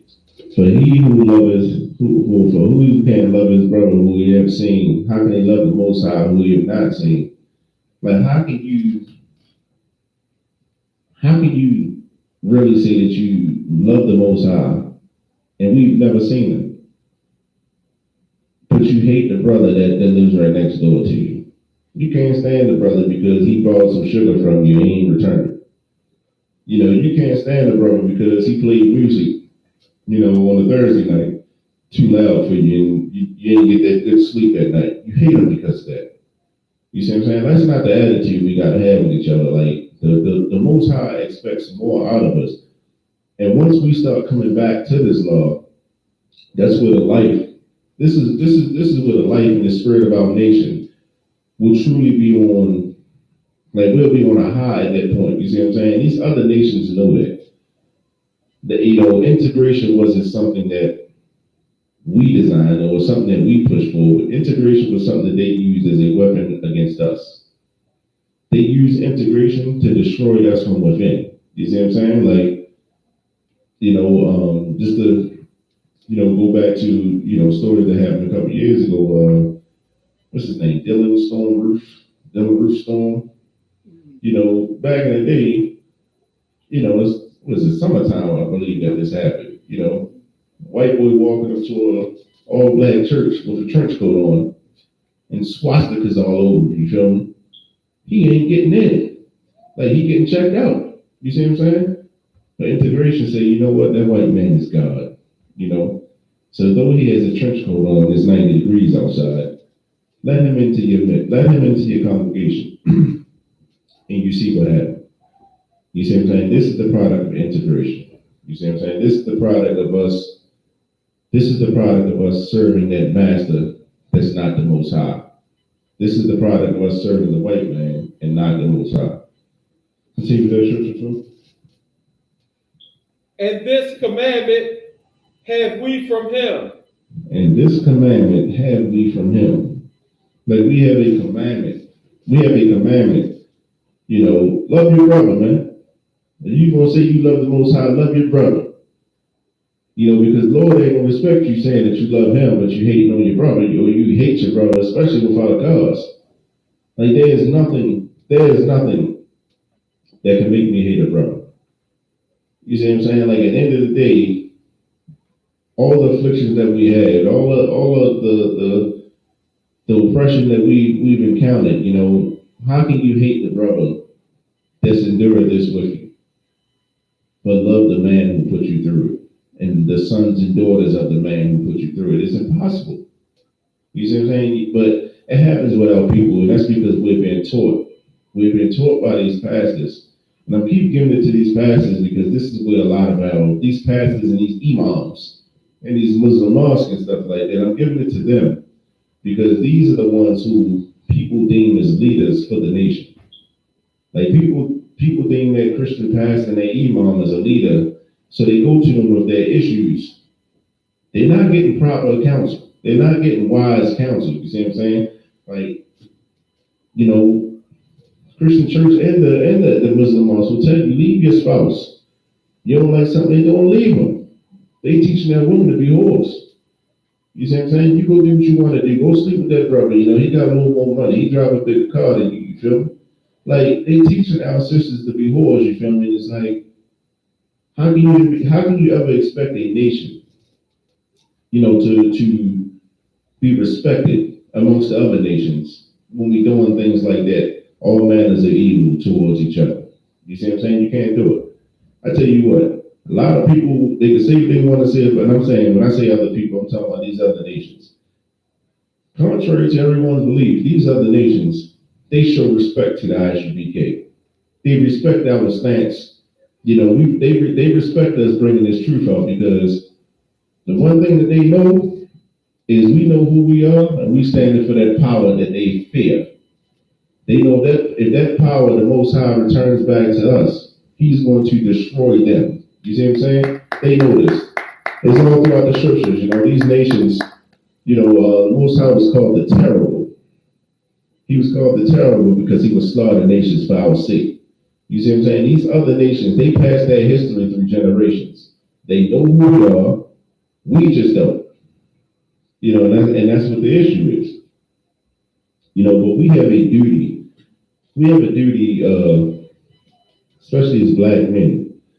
You know, but as a nation, and when I say black, I'm speaking of Hispanic and Native Americans as well. You know, we have a duty. And we're gonna get that duty now. Let's get Ecclesiastes verse 12 and 13.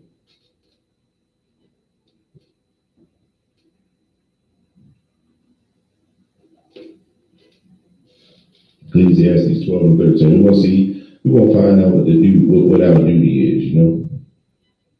God expects of us. Ecclesiastes chapter 12, verse 13. Let us hear the conclusion of the whole matter. Let us hear the conclusion of the whole matter. This is Solomon right now. Solomon is you know, one of the wisest man, one of the wisest outside of Yahweh to live. He's saying, let us hear the conclusion of the entire matter. Go on. Fear God and keep his commandments. Do what? Keep his commandments. Fear God and keep his commandments. Keep his commandments. Like, at the end of the day, listen, you can have all the money in the world.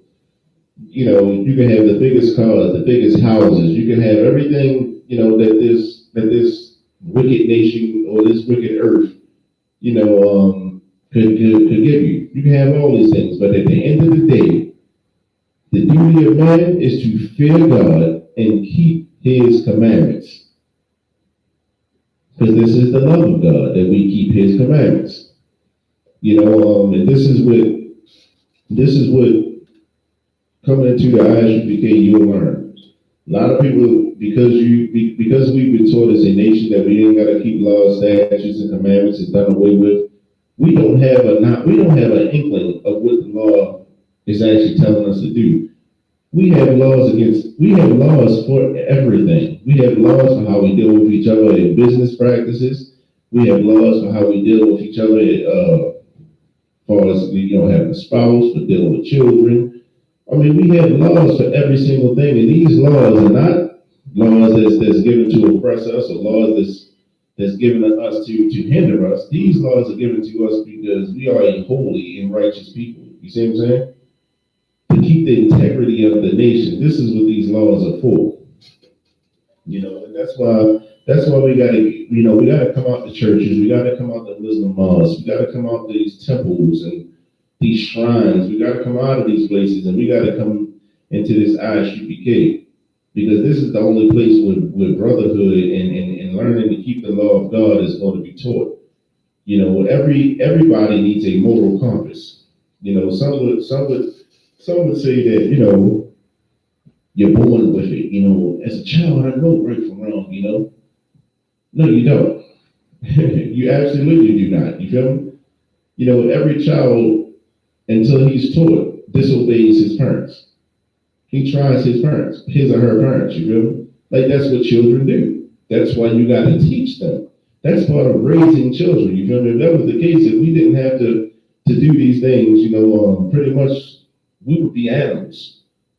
You know, just like an animal comes right out the womb and just gets up and do its own thing sometimes. But no, I can't even say that, because even animals, they teach their kids. They teach, you know, that cattle that's coming up. Proverbs 22:6. Proverbs 22:6. Let's get that. Proverbs 22:6.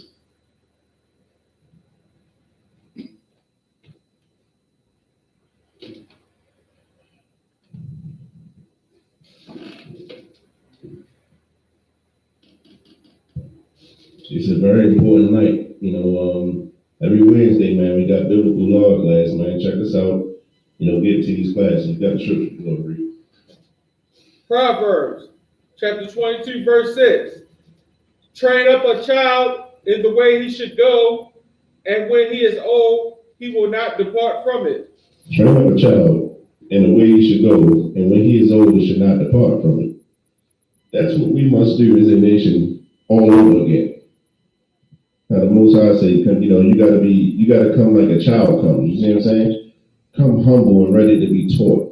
You see what I'm saying? That's the only way we're going to come back to the Most High. You coming and thinking that you know everything and stuff like that is not, it's not good, because flat out you don't. You know nothing. You see what I'm saying? That's why you have 50-year-old ministers that has congregations 10 and 20,000 and do not know scripture. You see what I'm saying? Because you got to get taught these scriptures. You can't get taught the scripture from people who it wasn't given to. Just like it's certain things, though we're in the United States of America, that Constitution that was written wasn't for us. That Constitution that was written was for the white man. You feel me? We were still slaves. You see what I'm saying? But just like that wasn't for us, these holy scriptures are not for them. These holy scriptures are for us. You feel me? This is our Constitution. You know, these rules, these laws and stuff that we live by, you feel me? This is for us to be a holy nation, a holy and separate nation. This is what makes us special. This is the wisdom of our nation. You see what I'm saying? Like, other nations, like we march.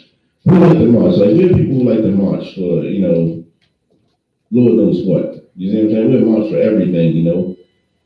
And we'll have our oppressors marching with us because they don't respect us. They don't respect us marching for everything. You see what I'm saying? But we come together under this umbrella, which is the I.S.U.P.K, and we come together in righteousness, keeping God's law, statutes, and commandments. We ain't got to march again. We ain't got to march ever again, because the Most High will be marching and destroying things for us. You feel me? Like, we are to be that top nation. If I could, look at Deuteronomy 28:1.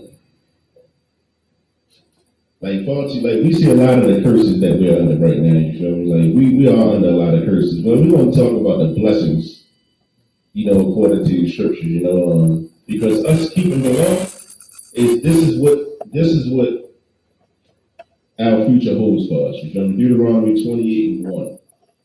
Deuteronomy chapter 28, verse 1. And it shall come to pass, if thou shalt hearken diligently unto the voice of the Lord thy God, to observe and to do all his commandments, which I command thee this day. If you hearken and do and keep these laws, statutes, and commandments that I give to you this day. Let's see what the Lord want to say about this. Keep on. That the Lord thy God will set thee on high above all nations. Above who? Above all nations. Above one nation. All nations. Above the white man. All nations. Above all nations. Of the earth. Of the earth. So this is the Most High saying, like, you black, Hispanic, and Native American, man, woman, and child, we come back and we start keeping these laws, statutes, and commandments. The Lord is going to set us on high, above all these other nations. Meaning, like, right now, we're on the bottom. Like, our condition, our way of life, you know, the statuses we have and all that kind of stuff, right now, we are the very bottom. That's why Asian can come over, you know, in the words of Kawan Palak, you know, come right off the rice paddy. You know, he come right off the rice paddy, speaking no English, by the way, no green card, bringing all manner of bugs and diseases over here, you know. He comes right off that rice paddy and he opens up a store in our communities.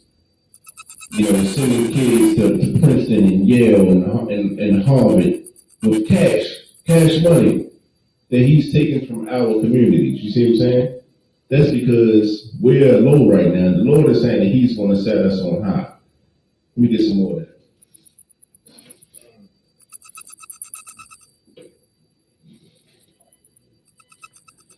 And all these blessings shall come on thee. And all these blessings shall come on thee. Now I want y'all to listen carefully, because these blessings is what the Most High promises us once we begin to start keeping his law, statutes, and commandments. And the Most High is not a liar. Everything in the scriptures will come to pass, as it already stated. Keep on. And overtake thee, if thou shalt hearken unto the voice of the Lord thy God. Keep on. Blessed shalt thou be in the city. Blessed shall thou be in the city. And blessed shalt thou be in the field. Blessed shall thou be in the field. First of all, we ain't got a field.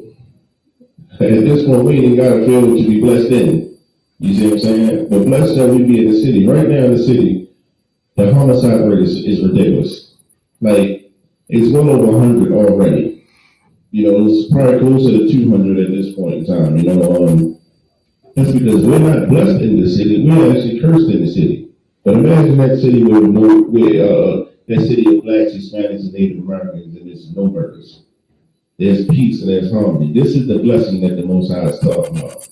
And like I said, we ain't got the fields to be blessed in, but imagine us having our own agricultural programs. We can grow our own fruits and vegetables and things of that nature, you know. The Lord, the Most High will bless our hands. He will bless those things for us, you know. But it all starts with keeping these laws, statutes, and commandments. Let's read some more. Blessed shall be the fruit of thy body. Know what that is. Blessed shall be the fruit of thy body. What is the fruit of our bodies? The bud. You children. Our children. Blessed shall our children be. You know, right now our children are not blessed. You know, first and foremost, I'm gonna start with the abortion clinic. Our children are being murdered to the tune of 3 to 400 some thousand a year. You know, that's not being blessed. You see what I'm saying? Our kids are being abused, molested, raped. They go to school, they're being bullied. You see what I'm saying? Like, that's not being blessed, you know? So it's like we see the curses that we're living under, you feel me? But the Lord is telling us, man, we keep these laws, statutes, and commandments. Like, this ain't gotta be our story. You know? We enduring the punishment that we brought upon ourselves, but man, I'm tired of this. You know, I'm tired of hearing about, you know, just what, a year and a half, 2 years ago, 7-year-old girl got shot here in Baltimore, man. Like, lost her life. A little while later, her younger sister got shot. You see what I'm saying? I'm tired of hearing stories like that. You know, crossfires, you know, children getting the head blown off. Like, I'm tired of seeing these and hearing about these same stories with our children, you know? People. And the fruit of the ground. And the fruit of the ground. Like, everything that we plant. You know, especially like some of the older women, they say you got a green thumb. I mean, everything you put to the earth, you feel me, it grows in abundance. You see what I'm saying? Like, we'll have those things, you know? But it starts everything that we do, the Most High, is conditional. You see what I'm saying? Like, you got to do something in order to get something. You see what I'm saying? You just can't do what you want to do and think that the Most High is going to bless you and give you all these blessings and all of these good things. You see what I'm saying? You got to actually do something yourself. You know, you can't spit in the Most High's face and ask him to give you everything. You can't do it. It don't work that way. You know. Keep on. And the fruit of thy cattle. And the fruit of their cattle. I mean, we're going to have a lot of we're going to have possessions. You know, we're going to have wealth. You see what I'm saying? Like, the wealth of a nation ain't really the money. It's the natural resources. You see what I'm saying? Like, you have animals, you have livestock, you have these things, you are a rich man, you feel me? These are things that can, you know, animals reproduce themselves, you see what I'm saying? Like, this is where wealth is generated. Keep on. The increase of thy kind. The increase of thy kind. Keep on. And the flocks of thy sheep. And the flocks of our sheep, you know. The Most High is telling me, I'm gonna make y'all rich. You feel me? Keep these laws, statutes, commandments, and try me, man. You're gonna be rich beyond belief. Keep going. Blessed shall be thy basket and thy store. Blessed shall be thy basket and thy store. These are your businesses. You see what I'm saying? This is that bread. Like, you gonna have it. Like, you know, you ain't gonna really want for nothing at that point. You see what I'm saying? Like, we'll actually be in a position where right now we beg for everything and we get loaned to. You see what I'm saying? We'll be the loaners. You see what I'm saying? Like, these other nations that come to us, you know, asking for loans. Then right now we gotta go to them. You know, and they mistreat us even in those practices. You know, you go on loan, you get unfair interest rates and stuff like that. You see what I'm saying? Like, that won't be our story no more. You see what I'm saying? We get some more of that. Blessed shalt thou be when thou comest in, and blessed shalt thou be when thou goest out. Yeah, you leave out your house right now, you ain't, as a nation, we're not blessed. You see what I'm saying? Like, it's a hard thing for a black man. When I say, like I said, when I say black, I mean, Hispanic and Native American as well. You go out your house, man, it's really a struggle because all it takes is one police to get behind you. And you can have all your paperwork could be good, your tags could be good, but it's just something about that police trailing you, especially if you made a turn and he made a turn too. Like, you feel like you've done something wrong, you ain't did nothing, you feel me? That's because we're not blessed, you feel me? The white man knows nothing about that. Like, the white man knows nothing about being followed 2 blocks by the police and feeling like you're sweating at it, you feel me? You ain't did nothing wrong. You see what I'm saying? But blessed shall you be when you go out, and blessed shall you be when you come in. The Lord shall cause thine enemies that rise up against thee to be smitten before thy face. The Lord shall cause the enemies that rise up before thee to be smitten in our face. So, who's our enemies? You see what I'm saying? Our enemies are the ones who oppress us, these beasts that take advantage of us. You see what I'm saying? That beast Esau. Ammon, Moab, this is the white man, the Asians, these Africans, these East Indians, you see what I'm saying? Like, let them rise up against us and we serve the Most High. Like, this is the one thing that they know that we don't. They can rise up against us if they want to. They will know that the Most High is with us after that point. You see what I'm saying? There won't be no more uprisings then. Keep going. They shall come out against thee one way and flee before thee 7 ways. It's gotta go. Like, that's how I get, I'm telling you, like, when they know the power that we're serving is with us, they'll offend us. And they'll come in one way thinking that it's going to be all sweet, you feel me? Until the Most High start smiting them. Smiting means killing. And then they're going to be fleeing. It's going to be like we all had roaches at one point in time. You see what I'm saying? You turn the lights on and stuff, you see them scatter. They go into every corner they could possibly get to. That's how these nations are going to be flamed. You feel me? Because we serve this power, Yahweh. You see what I'm saying? When the Most High is with us, these nations will flee from us, Right now, they dwell in the midst of us and they comfortable, everything's sweet. That's why, like I said, on North Pennsylvania Avenue, the Chinaman can walk with his hands behind his back, and no ain't nobody gonna touch him. You see, no ain't nobody gonna take advantage of him. No ain't nobody gonna, mistreat him or crack slip on him. You see what I'm saying? But we can't do that. Like, we can't, let you be from one hood, you can't walk in another hood. You feel me? Like, you ain't gonna be comfortable. You better keep moving. You gonna see a chick in another hood and you ain't from that hood. You feel me? Like, you gonna have some issues, Listen, you can be from your own hood. And you gonna have issues. A lot of people about dudes who grew up with them in the same hood. You see what I'm saying? Like, that's the way it goes. Guess who don't suffer that same persecution? No other nation. The white man don't do it. He don't suffer that persecution. The China man don't do it. The African, like they don't face the same persecution that we face with each other, But let us come back to the Most High and start keeping these laws, statutes, and commandments, They will flee like roaches, like the roaches that they are, They will flee because their power is with us. Keep going. The Lord shall command the blessing upon thee in thy storehouses. The Lord shall command the blessing upon thee in thy storehouses, meaning like, man, we'll have our businesses, and they won't fail. You see what I'm saying? Like, you have your businesses, your businesses in your storehouses, and you don't got to worry about, going out of business 6 months after you opened up, because you can't keep the lights on, or you ain't got enough business. You ain't got to worry about that. The Lord will bless you and increase you, Keep going. And in all that thou settlest thine hand unto, and he shall bless thee in the land which the Lord thy God giveth thee. Man, we want to be a nation again.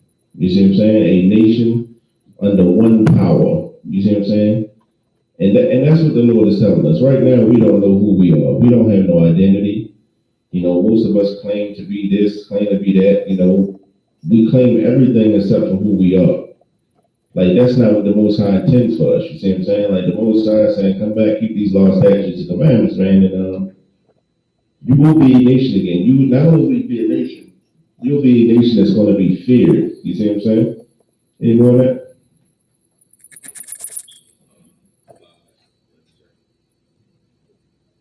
What verse is that? Number 8. Keep on. The Lord shall establish thee an holy people unto himself. The Lord shall establish thee a holy people unto himself. Holy means separate. The Lord shall establish us as a separate people from everyone on the face of the earth. Like, you see it already. You know, we are not the same. There is nobody on the face of the earth like us. You feel me? Like the scripture say, you are the salt of the earth. You know, without us, the earth has no flavor. You see what I'm saying? That's why we wear our heads backwards. The whole earth gonna wear their heads backwards. If our pants sag, the whole earth pants gonna sag. You see what I'm saying? Whatever we do, you feel me? Like these other nations follow because they ain't got that same kind of flavor we got. You feel me? Like, you know, we say we got that sauce. You feel me? Like that's what it is. Like they ain't got that sauce, man. They dry as over what? Like you see an African, you can't tell them an African. You feel me? Like they still wearing stripes and polka dots, you know, together. You see what I'm saying? Like we don't do nothing like that. You feel me? Like they ain't got no sense of style, no flavor. You see what I'm saying? You see an African that get dressed, that's because they black woman and somebody dressed them. You see what I'm saying? Like simple as that. They ain't got no flavor, man. You know, smelling good. You feel me? Like we into keeping our skin right and smelling good and all that kind of stuff. These nations don't give a damn about that. You feel me? Like they only bathe when they sweat. If they ain't sweating, they ain't bathing. You feel me? This is like that's how they get down. You know, you know, they only bathe if they sweating profusely or something like that. They gotta be sweating hard. They gotta be sweating hard for them to bathe. You know, that's not our culture. You know, in the summertime, a brother and a sister, they take about 3-4 showers. They sweating hard enough. Like they ain't going out like that. You see what I'm saying? That's because we got a different flavor. We got a different sauce to us. You see what I'm saying? Like the earth, the Most High said, you are the salt of the earth. Without you, it has no flavor. You see what I'm saying? And that's what it is. That's why we're not Africans. You know, or whatever they try to make us be. Keep going. As he hath sworn unto thee, and if thou shalt keep the commandments of the Lord thy God and walk in his ways. So here's the thing, like the Lord is blessed. He's promised to bless us in all these ways, man. But he does require something from us. You know, he requires that we keep these laws, statutes, and commandments, man. He requires that we come back to him. He requires that we put our spirit back on. He requires that our men not be effeminate. You see what I'm saying? That our men be men, like and our women be women. Like the Lord requires this of us. You know, let's come back and you know, let's get the Most High back on our side, man. Like, that's what it's about. That's what these law classes is about. That's how we do it. Keeping these commandments. That's how you show the Most High that you love him. You see what I'm saying? Like, you can't say you love the Most High and don't do what he tell you to do, you feel me? Like, any good parent, you feel me? You don't do what they tell you to do. There's some punishment that you gotta endure, you feel me? Like, the Most High wouldn't be who he is if he didn't punish us, you know? But, like, man, we deserve enough punishment now. Let's do what we gotta do. Let's go back to our parents and say, like, hey, yo, listen, you know, I'm ready to follow you now. I'm ready to listen to your direction now, you know. You know, that's what the Most High is asking us to do, or ain't asking us to do. That's what we gotta do to get the Most High back on our side, you know. And this is where it starts. Like the I.S.U.P.K is here. This is the home of the truth, and there's no cowards, man. Like it's no cowards, man. Like you gotta be. There's no excuses here. You see what I'm saying? Like, if far too often there's excuses made for being righteous. You feel me? There ain't no excuse made for being wicked, though. You see what I'm saying? We ain't no excuses here. You see what I'm saying? You mess up, man. Own up to it. You feel me? You know, take whatever correction you gotta take. Be a warrior. Don't be a coward. You feel me? And get back and start doing what you gotta do. You see what I'm saying? Like, we all gonna get corrected. You know, we have to. Because our nations is in peril right now because we never got corrected. We always get taught the wrong ways. You feel me? We always get told to do what the Lord told us not to do. And we never get corrected. This has been the spirit of our nation for far too long, but it's time right now that we gotta come back to the Most High, man. The Most High set us prophets up. Like I said, you're the Commander General Yohanna. He's done a mighty work for this nation, and he's raised up men after him. And it's such a beautiful thing because it's brothers that you don't know, halfway across the world. You come together, man, you're in the same spirit. You see what I'm saying? That brother want to deal with you according to the law, statutes, and commandments that the Lord has set forth. And that's how we gotta deal with each other, especially in these streets, man. Like it ain't nothing that a brother can do that should make you want to kill him. You know what I'm saying? Like, don't get me wrong, somebody, you gotta defend yourself and it's whatnot, that's a different story. But I'm talking about like brother offends you, man, and he does something to you, that should be nothing that'll make you want to take another man's life. Especially your brother's life. You see what I'm saying? Like, you're too valuable to each other. You see what I'm saying? Like, these laws, statutes, and commandments is a weapon that we can use against these other nations. You see what I'm saying? Because that power that we have behind us is only going to get activated for us from when we start keeping these laws, statutes, and commandments. And these other nations know that. It's not a coincidence that these agents, like I said, are selling us rats, cats, doves, and whatever else under the sun. They're doing this because it's causing us to sin. You see what I'm saying? But wait till we stop sinning. But we can't stop sinning if we don't even know what sin is. If we don't know what the law is, how can we stop doing something? That's why it's so very important that we got to come into these classes, man. Get into the I.S.U.P.K. Like I said, if you are here in Baltimore, 3428 Eastern Avenue, it's the address. We got a new school, man. Come check us out. Come break bread with us. Come eat and drink with us. We hold classes 6 days a week, Monday through Friday from 7 p.m. to 9 p.m. And on Saturday, for 10 to 12 on Saturday, man. Come check us out, man. Come get this knowledge. Come get the truth, And with that, we're gonna go into the security announcements. I'm gonna read off the security announcements. 1 second.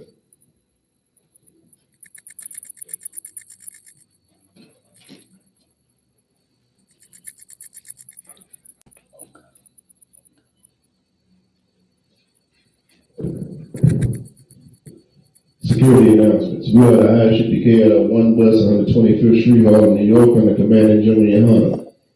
These rules for brothers and sisters. When a new brother or a sister comes into the school, they are off limits for 6 months. They are to be saluted only. They are here to shut themselves of the world. After 6 months, if a brother or sister has an interest in a particular person, he or she must get permission from the hearing to speak to a brother or a sister. There is another 6 months in which the brother or sister will court each other. After this 6 month period, the brother or sister will get permission from the head to marry. Tithes, which is a commandment. You can find this in Numbers 18 to 21 and Malachi 3, verse 8 through 10. Means 10th in Hebrew is pronounced Mayashra. 10% of every penny of any increase the Lord gives you, give to the treasury department or teacher. Priest fund. Free will offering for priests, not mandatory. Whatsoever amount you would like to give. Upcoming holy convocation. We have the Feast of First Fruits. I believe it's this Monday, the 17th. The 17th before sunset. Just a reminder for Agium and Agravium to check on social media such as I.S.U.P.K. Facebook, Twitter, YouTube, and so on for I.S.U.P.K. events and materials. If a brother wants to be true in the school, then he is to start wearing all black, which includes both boots, shirts, pants, headband, or scarf. That concludes the announcements. With that, Mighty, you want to give one courtesy salute to the teachers. Men of Israel, Mighty Shabbat, Mighty, Rock, Yahweh Hashem Yahushua Barakatah. Yahweh Hashem Yahushua Barakatah. Yahweh Matah. Class is dismissed.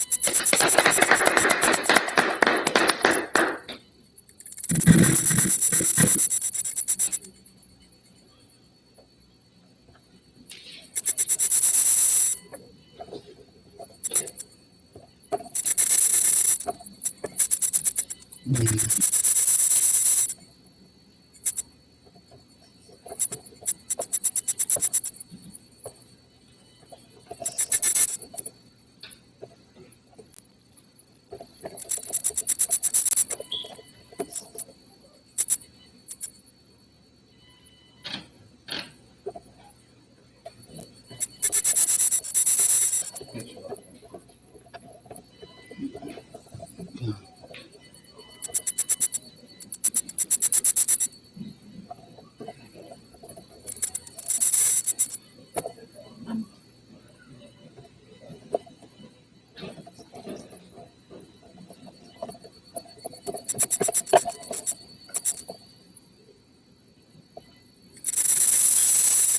get Joshua Benjamin.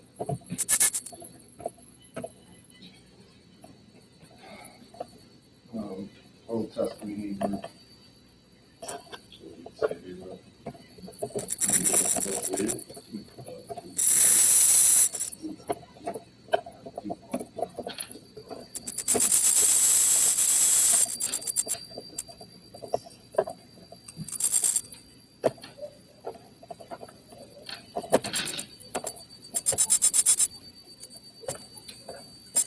The ball was cut.